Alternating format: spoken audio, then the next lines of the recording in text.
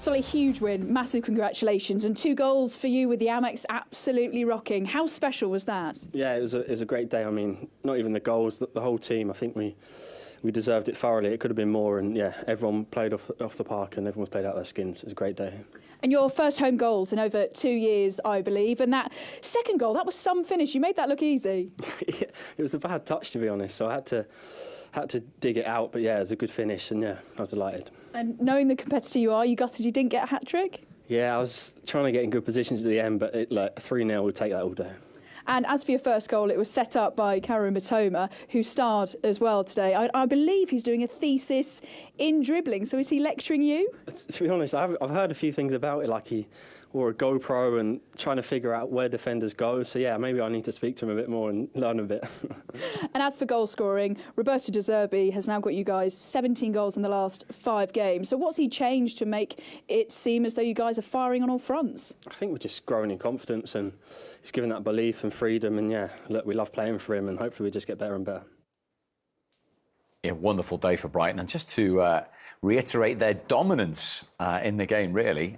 Many a stat, particularly as always with Brighton, the distance covered over 5 kilometres, almost more than Liverpool. But look at that at the top, 62% possession. Liverpool only 38% possession. That is the 5th lowest of any Premier League game under Jurgen Klopp since he took charge. And as we saw, they only had 1 corner in the game as well. How do you explain a day like that for Liverpool, the way they play? Well, beaten in every aspect there, weren't they? Every single stat there was in Brighton's favour. And, you know, you can accept the odd poor result.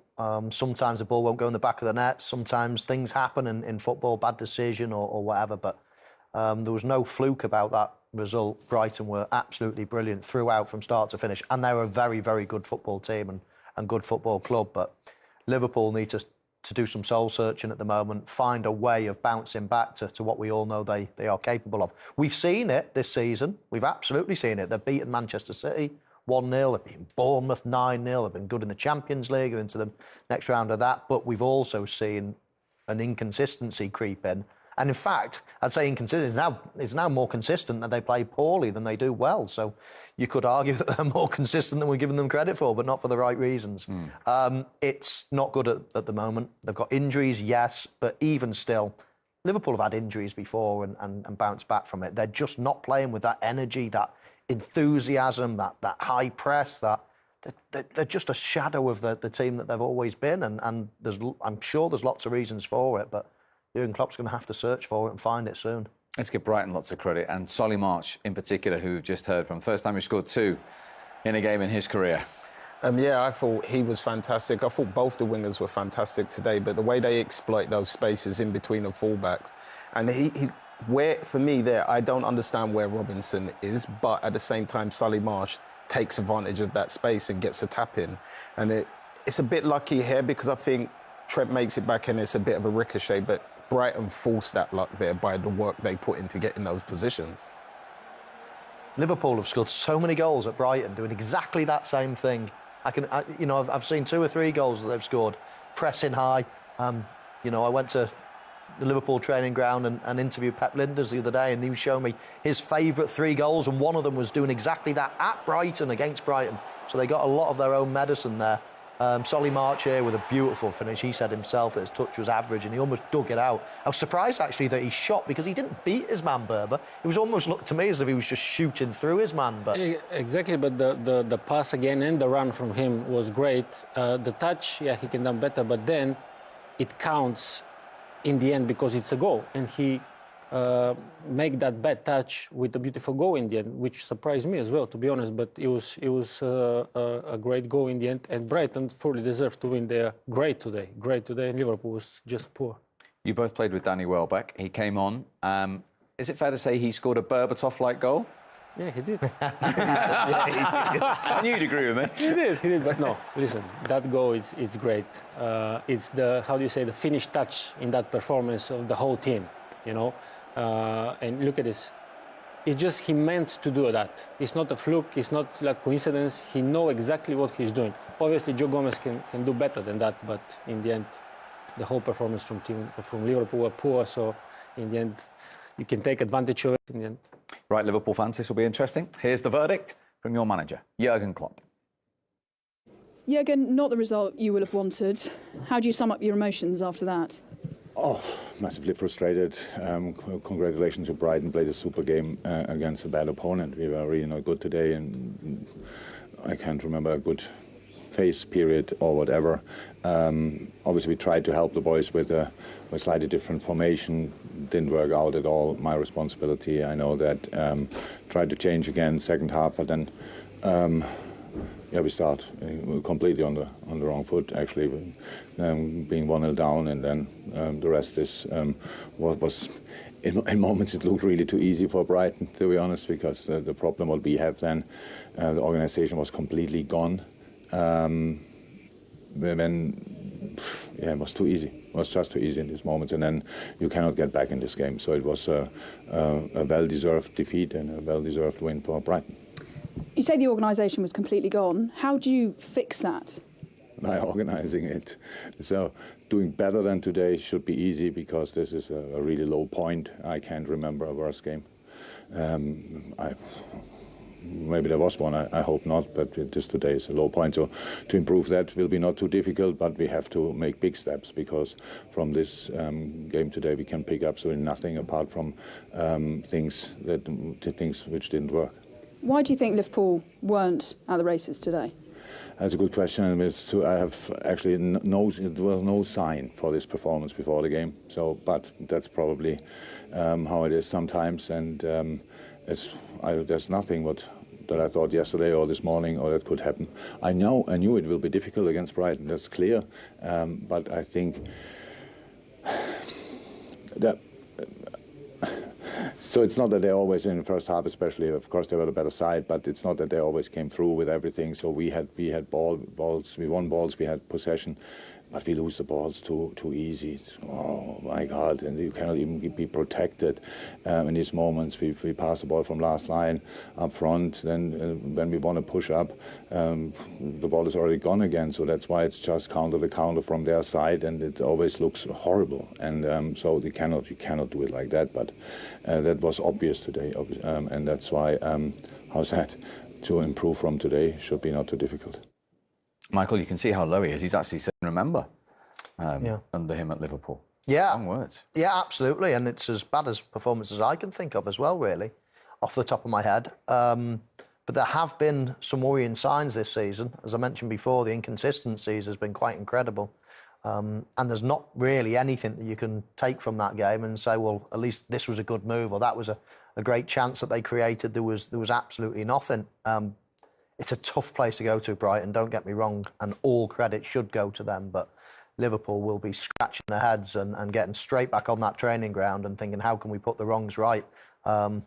Because there's lots of wrongs at the moment. Anybody that says, oh, there's just that's going wrong, it's just injuries, or it's just that they don't press anymore, it's not. There's lots and lots of cracks forming at the moment, and Jurgen Klopp's got a mountain to climb to get back into, and to get anything out of this season. I mean, we're not even halfway through the season, and Liverpool have got nothing. At this rate, they're not even going to get in the Champions League. European football would be a good thing to come out of the season as things stand.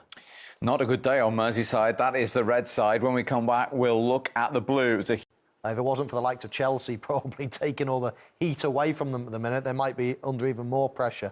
But it's not been good enough in that first half from Liverpool, and Brighton have looked dangerous, especially down that left-hand side. Yeah, where Matoma, the Japan international, who, let's remind everyone, only cost £2.5 million, Sean, again has caused Liverpool constant issues. He's been an amazing threat down there. He just keeps getting in behind, especially Trent, and in between the defenders. But here, I think maybe if he cuts across Trent, he can open his body out a little bit. But just the turns, he's just constantly a thorn in that side for me. And when you're confident as a winger, you will go regardless of whether you lose the ball or not. You just keep going and try to create things for the strikers.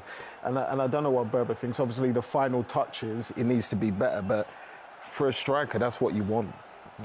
You might be telling him that if you were playing with him, Berber, to be fair. Yeah, for sure, because everything else is working great for him so far. Just that final ball, that final pass or a shot, is just missing. But I'm pretty sure in time he's gonna come, and he's causing nightmare problems for Liverpool defense so far. Cody Gakpo's Premier League debut. He's had 11 touches, the fewest of any player on the pitch. Hasn't had much service, hasn't been able to get out.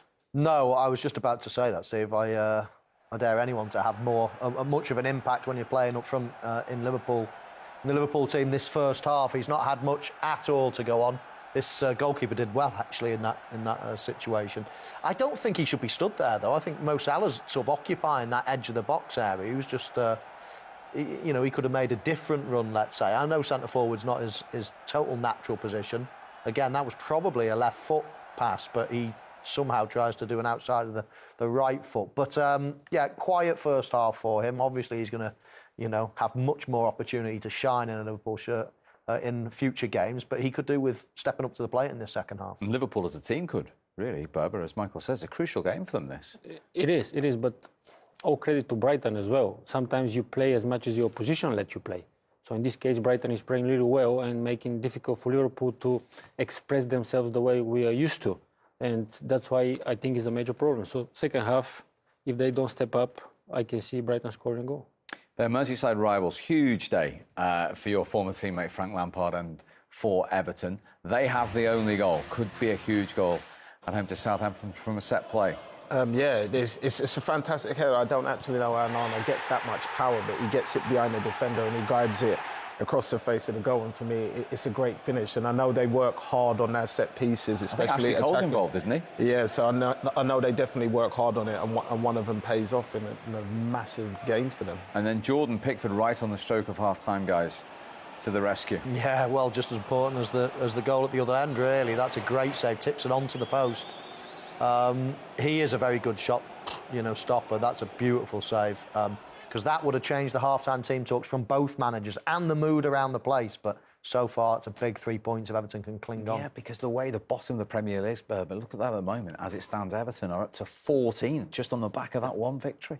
Yeah, of course, and that's why it's an important game for them. And, sometimes that set piece or a free kick or a corner can be crucial for your team if you know how to use it. And if you work hard on it, sometimes it pays off. As in this case, they score a goal. But to be honest, I'm happy that Fulham is 6th place, so I'm not watching much of the bottom. I wonder how long it'll be before you mentioned that. But a huge 45 minutes. We saw again the pictures outside of the blue flares, them welcoming the bus. The fans are going to have a silent protest after the game. But whilst the game's on, they're right behind them and they're in front here. Yeah, well, I think that was, especially last season, that was part of the key to their change in performance for them staying up. And I think when the start of this season started, they kind of left that alone. And I think they've been urged to do it again, just to let the players and the staff and everybody know they're behind them. And at the minute, it seems to be paying off. So hopefully they can, like Mo said, come out of this game with the 3 points. Everton in front. Liverpool have work to do at Brighton. They're a little fortunate to be all.